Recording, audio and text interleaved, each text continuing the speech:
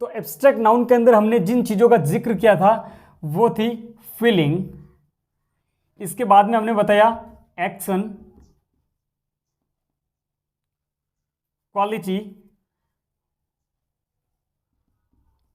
State,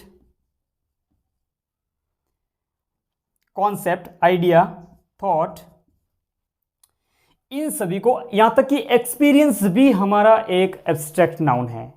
इन शब्दों को मैंने इसीलिए यहां पे लिखा है क्योंकि इन शब्दों के बारे में मैंने आपको एक बात बताई थी कि ये जो शब्द यहां पे आपके सामने लिखे गए हैं, हम इन सभी को ना तो देख सकते हैं ना ही टच कर सकते हैं, हम केवल इनको महसूस करते हैं, क्योंकि फीलिंग को महसूस ही करेंगे और हम इनको देख भी नहीं सकते। ठीक है, तो ये शब्द मैंने यहां पे इसीलिए लिखे हैं जिससे कि इनके अंदर आने वाली जो चीजें हैं उनका मैं जिक्र यहां कर सकूं। तो फीलिंग की यदि मैं बात करूं तो हैप्पीनेस एक फीलिंग है, हैप्पीनेस फीलिंग है, लाइफ को भी हम फील करते हैं। इन शब्दों को मैं यहां पे पूरा डिटेल में बताऊंगा और इसके अलावा मैं आपको यह भी बताऊंगा कि एब्स्ट्रैक्ट नाउन किस प्रकार से बाकी शब्दों से फॉर्म होता है, एब्स्ट्रैक्ट नाउन को किस प्रकार से इसका जो फॉर्मेशन है उसके बारे में हम बात करेंगे। यानी कि एडजेक्टिव से भी एब्स्ट्रैक्ट नाउन बनता है, वर्ब से भी एब्स्ट्रैक्ट नाउन बनता है और कभी कभी नाउन से नाउन बनता है, जहां पर कॉमन नाउन से एब्स्ट्रैक्ट नाउन का निर्माण होता है। और इन सभी में अफिक्सेस के क्या रोल हैं?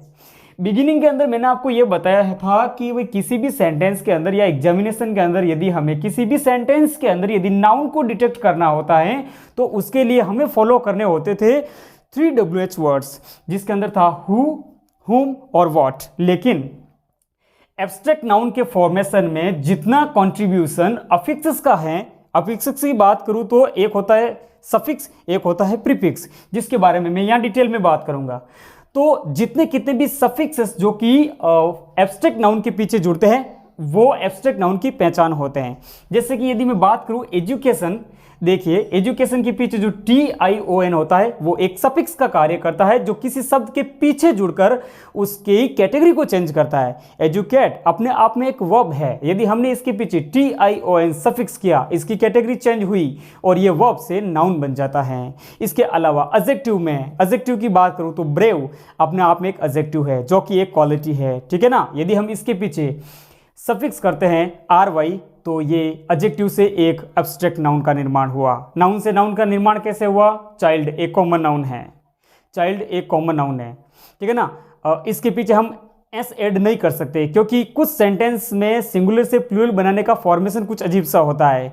जैसे कि चाइल्ड का चिल्ड्रन बनता है, लेकिन कार एक कॉमन नाउन है, विजिबल, काउंटेबल, ठीक है ना। जब हम इसके पीछे एस ऐड करते हैं तो ये कॉमन नाउन ही रहेगा। तो सारी बातों का ध्यान रखना है। कभी कभी ऐसा नहीं है कि किसी भी नाउन के पीछे आप एस को चिपका दो, किसी भी नाउन के पीछे आप एस को ऐड कर दो तो वो एब्स्ट्रैक्ट नाउन ही रहेगी, ऐसा नहीं है। मैं दोबारा इस चीज़ को रिपीट कर रहा हूं कि जो सफिक्सेस होते हैं, जैसे कि देखिए यहाँ पे हैप्पी के पीछे हमने नेस देखा है, यानी कि एक बार मैं लिख दूं इन चीज़ों को फिर बाद में डिटेल में बताता हूँ। फीलिंग हैप्पीनेस होती है, यहाँ पे हो गया नेस, तो नेस यहाँ पे एक सफिक्स का कार्य करता है। हिंदी में जिसको हम प्रत्यय कहते हैं, ये किसी शब्द के पीछे जुड़ते हैं। वे शब्दांश जिनको ग्रुप ऑफ लेटर्स कहेंगे, इंग्लिश में हम उनको कहेंगे प्रीफिक्स, किसी शब्द के जो आगे जुड़ते हैं। जैसे मिस मैनेजमेंट के अंदर मिस मैनेजमेंट जो वर्ड है उसके आगे मिस एक प्रीफिक्स का कार्य करता है। और मेंट MENT जिनका अपने आप में कोई इंडिपेंडेंट अर्थ नहीं होता, सारे सफिक्सेस मीनिंगलेस होते हैं। डिटेल में जानेंगे, आइए। तो फीलिंग जो होती है, ये हैप्पीनेस एक फीलिंग ही है, एब्स्ट्रैक्ट नाउन है लाइफ। यदि मैं बात करूं एक्शन की, तो एक्शन के अंदर इसका कंफ्यूज नहीं लेना है, अभी हम इसको डिटेल में पढ़ेंगे। मैं आपके 2 मिनट का समय लूंगा और एक बार इन सभी को लिख दूं जिससे कि इसको मैं आपको अच्छे से समझा सकूं। मैंने यही बात बताया था कि भाई कार के पीछे एस ऐड करने से उसका प्लूरल बनता है, सिंगुलर से प्लूरल बनता है, लेकिन कार्स एब्स्ट्रैक्ट नाउन नहीं है क्योंकि हर सफिक्स जुड़ा हुआ शब्द हमारा एब्स्ट्रैक्ट नाउन नहीं हो सकता, कभी नहीं हो सकता। लेकिन सफिक्सेस हेल्प करते हैं एब्स्ट्रैक्ट नाउन को डिटेक्ट करने में, ये मायने रखता है। एक्शन की बात करूं तो एक्शन के अंदर मैं कुछ भी रख दूं, किसी भी प्रकार का कोई भी मूवमेंट हमारा एक्शन होता है। ध्यान रखिए, वर्ब को नहीं देख सकते, नाउन को देख सकते हैं। वर्ब जैसे रन, दौड़ना, कोई व्यक्ति दौड़ रहा है तो आप वर्ब को नहीं देख सकते, आप क्या देख रहे हैं वहां पे? आप उस व्यक्ति जब दौड़ रहा है, वो कोई एक्टिविटी कर रहा है, जब वो कोई मूवमेंट कर रहा है, तो आपको उसके हाथ पैर हिलते हुए नजर आएंगे। लेकिन दौड़ना कहाँ नजर आ रहा है? दौड़ना नजर नहीं आ रहा है। आप देख रहे हो कि वो किस प्रकार की एक्टिविटी मूवमेंट कर रहा है। तो एक्शन भी हमारे एब्स्ट्रैक्ट नाउन में रखे जाते हैं। वजह यह है कि मूवमेंट को हम नहीं देख सकते, महसूस करते हैं, हम इसको महसूस करते हैं, ठीक है, क्योंकि एब्स्ट्रैक्ट नाउन को हम महसूस करते हैं, हम इसके बारे में सोचते हैं, टच नहीं कर सकते, देख नहीं सकते। बहुत बढ़िया। चलो, एक्शन के बारे में यही बताया था मैंने आपको। तो मूवमेंट, इसके अलावा मैं यहाँ पे मैनेजमेंट लिख दूं, तो मैनेजमेंट मैं यहाँ पे लिख दूं मैनेजमेंट।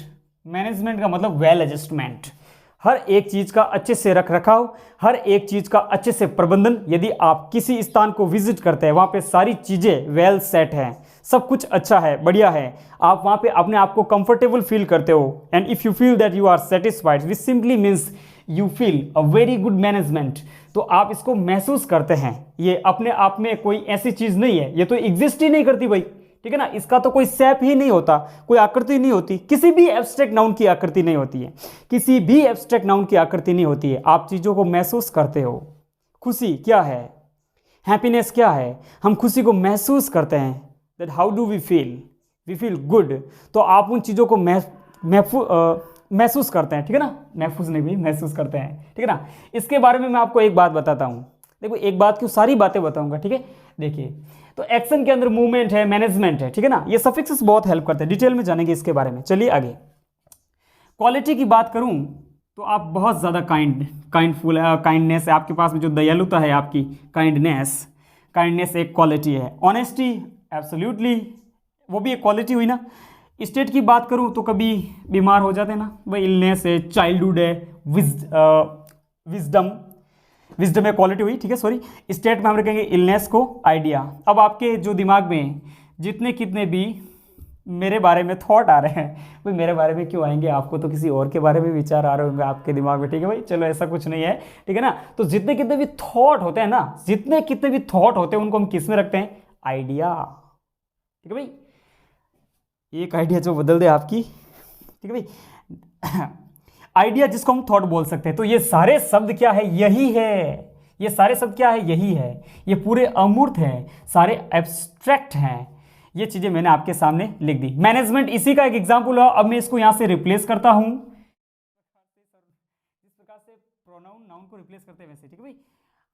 वो बाद में डिस्कस करेंगे डिटेल में, उन चीजों को सारे बताएं, मजे से पढ़ेंगे, जितने कितने भी टॉपिक है उसी प्रकार से। देख भी, एक रियल बात बताता हूं आप मेरे को, मैं आपको बताता हूं एक रियल बात। देखिए, वो बात ऐसी है कि भाई जैसे मैं कोई भी टॉपिक यहाँ पे करवा रहा हूँ, भाई कोई भी चीज ले ली, आज हमारा नाउन चल रहा है, ठीक है ना, क्या होगा, ठीक है ना। जैसे वैसे ये रिकॉर्डेड क्लास है, ठीक है ना। This class is not recorded just in one day, I have recorded this class on different days, as you no.